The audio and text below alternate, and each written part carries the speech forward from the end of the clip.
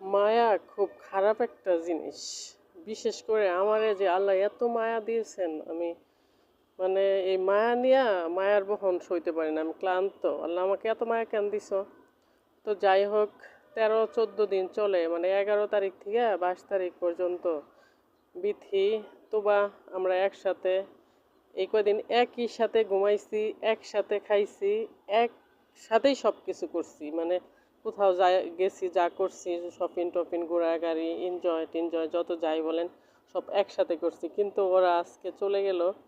আর আমার খুব খারাপ লাগতেছে, এত কষ্ট লাগতেছে, ওদের স্মৃতিগুলো আমি মিস করতেছি, আমার ভালো লাগতেছে না। তো কি বলবো, এত খারাপ কেন লাগে? মানে নিজের আপন মানুষ এরকমই হয় মনে হয়। আপন মানুষ দূরে গেলে এতটাই খারাপ লাগে। আমি সব সময় বিদায় নিতে পারি, দিতে পারি না। মানে এই একটা সমস্যা। আমি যদি হাজারবারও কোথাও থেকে বিদায় নিয়ে আসি, আমার অত খারাপ লাগে না। কিন্তু আমার কাছ থেকে কেউ যদি চলে যায়, কাউকে বিদায় দেই, এই জিনিসটা আমার খুব খারাপ লাগে। এই বিদায় জিনিস আমার জন্য অনেক কষ্ট, অনেক কষ্ট, অনেক বিরহের। মানে এটা আমি বলে বোঝাতে পারবো না। আমার বিদায় আমি কাউকে দিতে গেলে আমার এত খারাপ লাগে।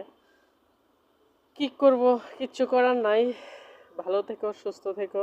তোমরা, তোমাদের জন্য দোয়া